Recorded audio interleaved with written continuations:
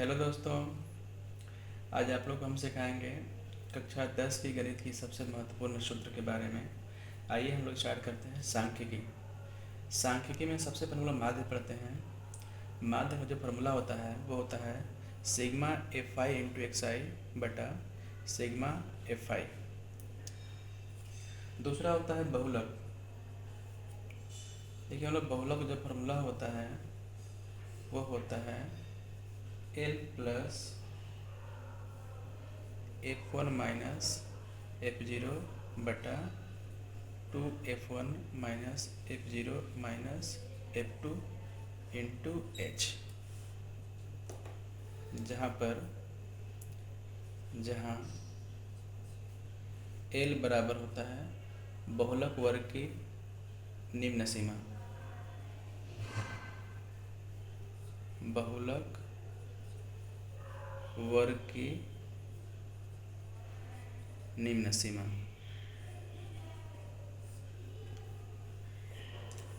F1 जो होता है वो होता है बहुलक वर्ग की बारंबारता। बहुलक वर्ग की बारंबारता। F0 जो होता है वो बहुलक वर्ग की ठीक पहले की बारंबारता। बहुलक वर्ग की ठीक पहले की बारंबारता।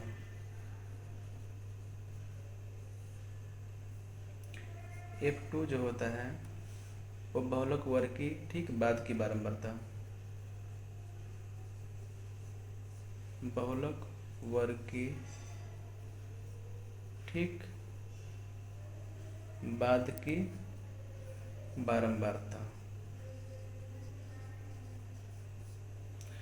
इसमें h जो होता है वर्ग अंतराल की माप। वर्ग अंतराल की माप। तो दोस्तों इस प्रकार करके हम लोग बहुलक निकाल सकते हैं। उसके बाद हम लोग पढ़ते हैं माध्यक के बारे में।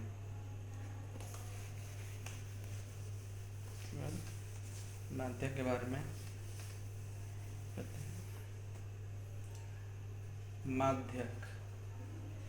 माध्यक बराबर होता है L plus n/2 minus C F को संचयी बारंबारता कहते हैं दोस्तों। Into F L plus n/2 minus C F upon F into H, जिसमें L जो होता है वो होता है बहुलक वर्ग की निम्न सीमा। n परीक्षणों की संख्या होता है। सी एफ जो होता है वो संचयी बारंबारता होता है। और एफ जो होता है वो होता है माध्यक वर्ग की बारंबारता। और एच होता है वर्ग अंतराल की माप। दोस्तों इसके बाद हम लोग चर्चा करेंगे समांतर श्रेणी के बारे में। समांतर श्रेणी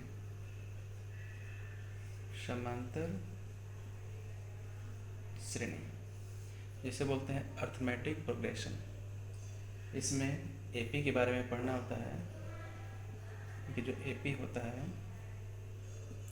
वो A1 A2 A3 A4 dot dot AN तक ऐसे इस फॉर्म में होता है।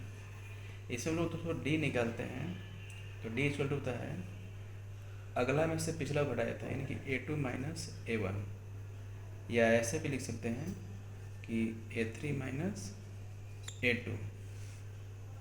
अगर इसमें हम लोग को एनवा पद निकालना है कि एनवा पद क्या होगा, जैसे कि एनवा पद निकालना है, एनवा पद तो कैसे निकालेंगे। होता है कि AN equal to A plus n-1 into D होता है। उसके बाद अगर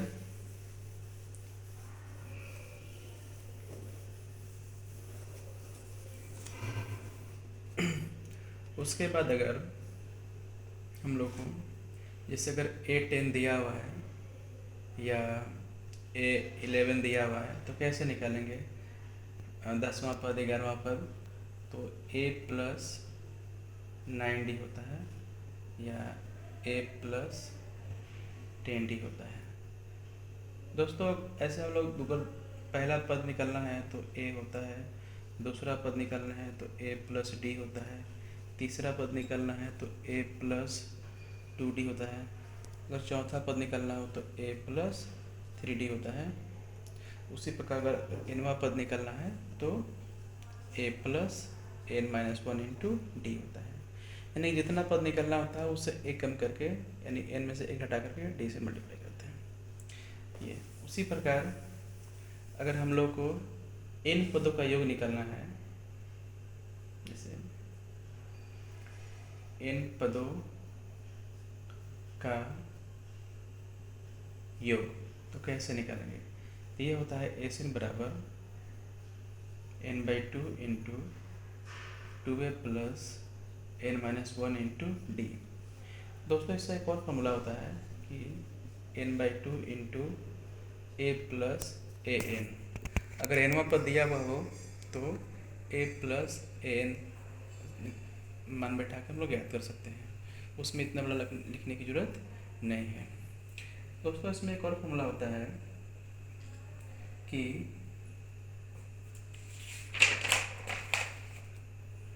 प्रथम n पूर्णांकों का योग, प्रथम n पूर्णांकों का योग, प्रथम n पूर्णांकों का योग होता है n इंटू n+1/2, ये होता है। ये था समांतर श्रेणी का कुछ महत्वपूर्ण सूत्र, और इसके बाद हम लोग चलेंगे पृष्ठीय क्षेत्रफल और आयतन के बारे में। आइए हम लोग पृष्ठीय क्षेत्रफल और आयतन के बारे में देखते हैं।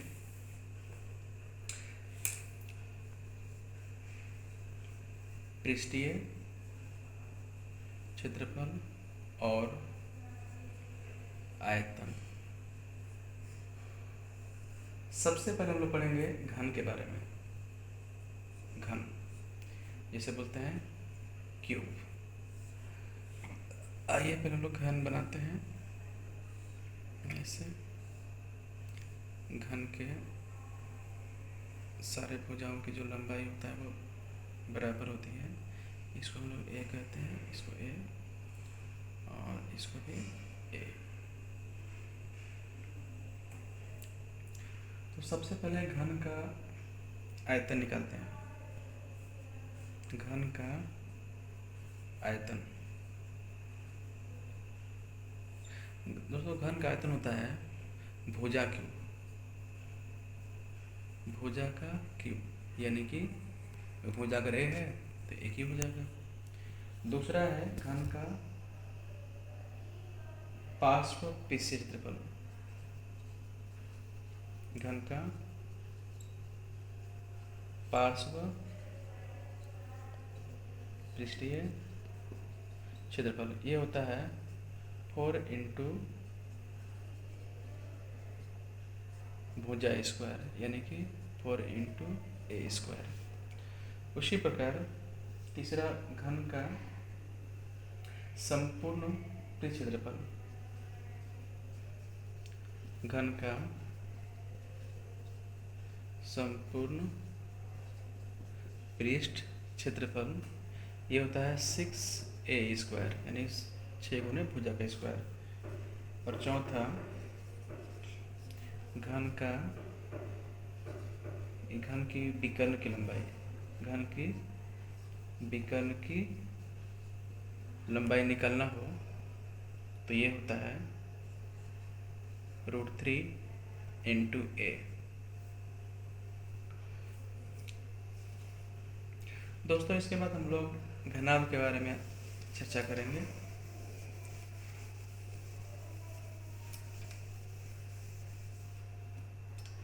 घनाभ,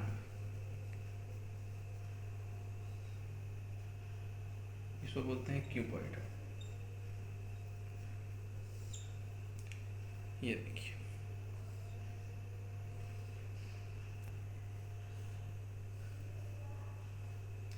ये घनाभ हो गया दोस्तों, ये एल हो गया, ये बी हो गया और ये एच हो गया। घनाभ का आयतन, सबसे पहले बताते हैं घनाभ का आयतन बारे में। तो घनाभ का आयतन ये होता है L into B into H, लंबाई गुने चौड़ाई गुने ऊंचाई। दूसरा होता है घनाभ का विकर्ण, होता है अगर घनाभ का विकर्ण निकालना हो, घनाभ का विकर्ण या विकर्ण की लंबाई, तो होता है under root L square plus B square plus H square.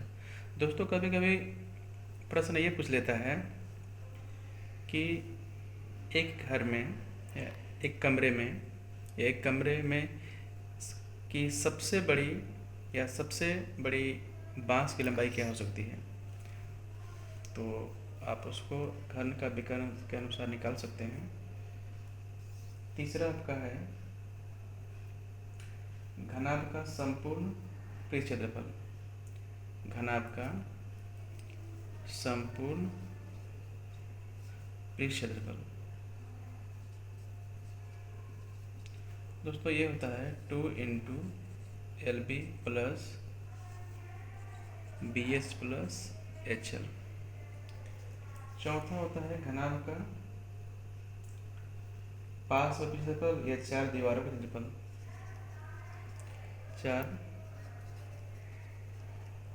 दीवारों का क्षेत्रफल, तो ये होता है 2 into L plus B into H. ऐसे दोस्तों उसके बाद फिर हम लोग पढ़ेंगे शंकु के बारे में। शंकु इसको बोलते हैं कोण। बहुत ये सूत्र जो है बहुत ज़रूरी है एग्जाम के पॉइंट ऑफ व्यू से।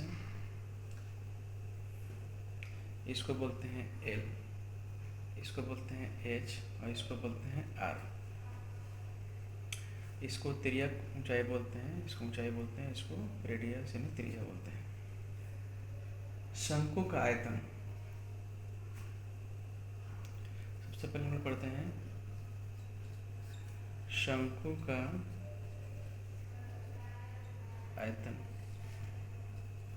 इसका होता है 1/3 पाई आर स्क्वायर एच। दूसरा शंकु का वक्र पृष्ठ क्षेत्रफल, शंकु का वक्र पृष्ठ क्षेत्रफल वो होता है पाई आर एल। शंकु की अगर तिर्यक ऊंचाई निकालना हो, एल बराबर निकालना हो, या तिर्यक ऊंचाई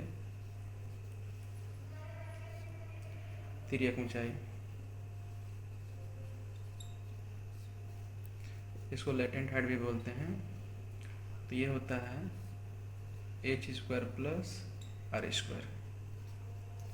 चौथा शंकु का संपूर्ण पृष्ठ क्षेत्रफल, शंकु का संपूर्ण पृष्ठ क्षेत्रफल वो होता है pi r l plus pi r square, यानी कि पाई आर कॉमन मिल रहा है, इसको कॉमन ले लेंगे तो एल प्लस आर होता है। दोस्तों उसके बाद हम लोग पढ़ेंगे बेलन के बारे में।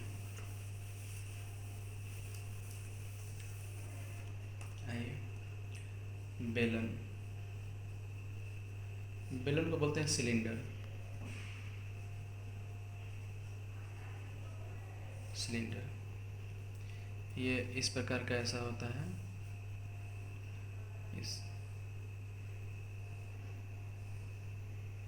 इसको लंबवृत्तीय बेलन भी कहते हैं। ऐसे इसको एच हो गया, इसको एच बोलते हैं, इसको आर बोलते हैं। बेलन का आयतन सबसे पहले, बेलन का आयतन वो क्या होता है, पाई आर स्क्वायर एच होता है। उसके बाद दूसरा जो है बेलन का वक्र पृष्ठ क्षेत्रफल, बेलन का वक्र पृष्ठ क्षेत्रफल होता है 2 पाई आर एच। और तीसरा बेलन का संपूर्ण पृष्ठ क्षेत्रफल, बेलन का संपूर्ण पृष्ठ क्षेत्रफल वो होता है 2 पाई आर एच प्लस, ये देखिए एक सर्कल है यहाँ, एक सर्कल है यहाँ, ये दोनों का भी एरिया होता है, तो 2 पाई आर स्क्वायर। फिर जो कॉमन मिला उसको कॉमन ले लेंगे, तो 2 पाई आर कॉमन ले लेंगे हम लोग, तो एच प्लस आर, ये बेलन का संपूर्ण पृष्ठ क्षेत्रफल हो गया। दोस्तों उसके बाद फिर हम लोग पढ़ेंगे गोला के बारे में। गोला, गोला इसको हम लोग स्फीयर भी कहते हैं, स्फीयर। ये इसे गोला हो गया, ये उसका त्रिज्या हो गया। तो गोला, गोले का आयतन क्या होता है, गोले का आयतन होता है 4/3 पाई आर क्यू। दूसरा गोले का पृष्ठ क्षेत्रफल, गोले का पृष्ठ क्षेत्रफल ये होता है 4 पाई आर स्क्वायर। दोस्तों उसके बाद हम लोग पढ़ेंगे अर्धगोला के बारे में।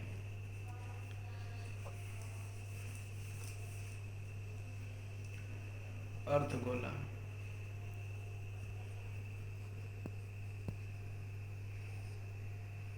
इसको बोलते हैं सेमी स्फीयर या हेमीस्फीयर।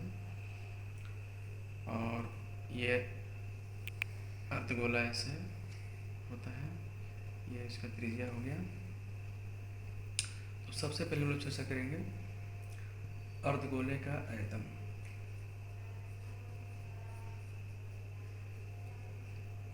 अर्धगोले का आयतन एक उस गोले का हाफ होता है, यानी कि 2/3 पाई आर क्यूब। दूसरा अर्धगोले का पृष्ठ क्षेत्रफल,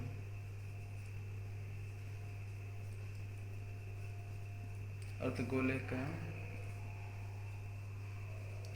पृष्ठ क्षेत्रफल वो होता है 2 पाई आर स्क्वायर। और तीसरा अर्धगोले का संपूर्ण पृष्ठ क्षेत्रफल, संपूर्ण पृष्ठ क्षेत्रफल ये होता है 3 पाई आर स्क्वायर। ये पृष्ठ क्षेत्रफल और आयतन का फॉर्मूला दोस्तों इतना होता है, जो आप लोग को 10वीं क्लास से पढ़ना है। ये बहुत महत्वपूर्ण फार्मूला है। उसके बाद हम लोग पढ़ेंगे द्विघात समीकरण के बारे में। आइए, द्विघात समीकरण जिसे बोलते हैं क्वाड्रेटिक इक्वेशन।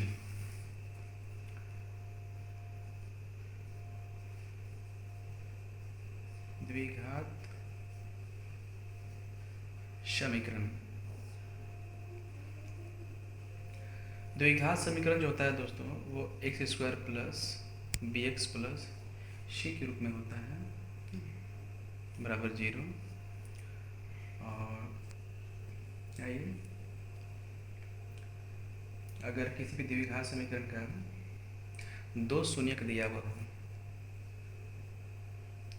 मान ले कि ये अल्फा एवं बीटा द्विघात समीकरण के शून्यक हैं तो शून्यक हैं तो शून्यकों का योग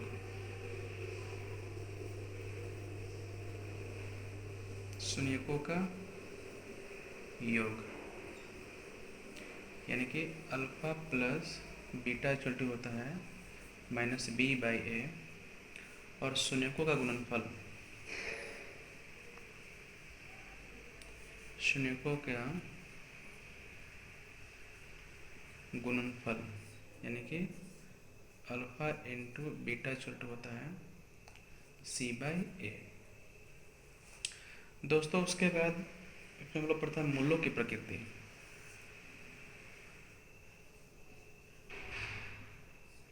मूलों की प्रकृति मूलों की प्रकृति में सबसे पहले डी निकालना होता है। तो डी का जो होता है फॉर्मूला वो होता है B square minus 4ac। D D को बोलते हैं डिस क्रिमिनेंट या इसको विविक्तर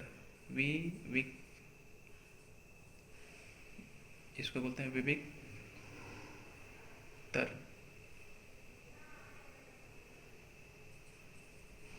विविक्तर ऐसे।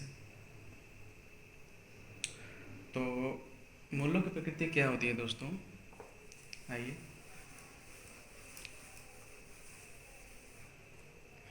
तो आइए हम लोग मूलों की प्रकृति ज्ञात करते हैं। मूलों की प्रकृति, अगर d का मान 0 से बड़ा है, पहले अगर d का मान 0 से बड़ा है तब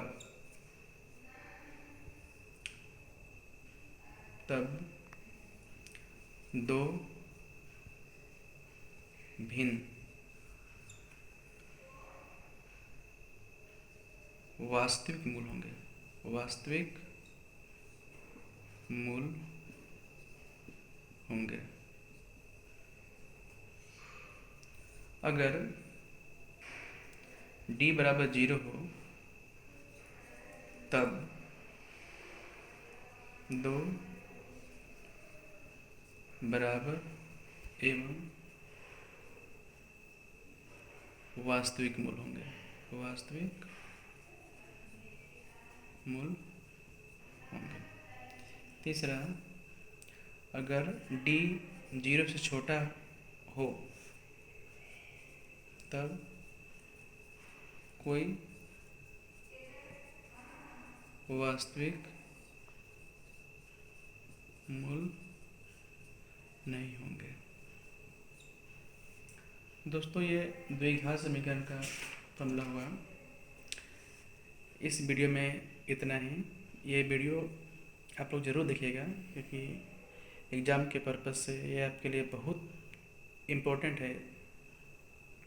दोस्तों अगर ये वीडियो आप लोग को अच्छा लगे तो हमारे चैनल को सब्सक्राइब करें, लाइक करें एवं शेयर करें और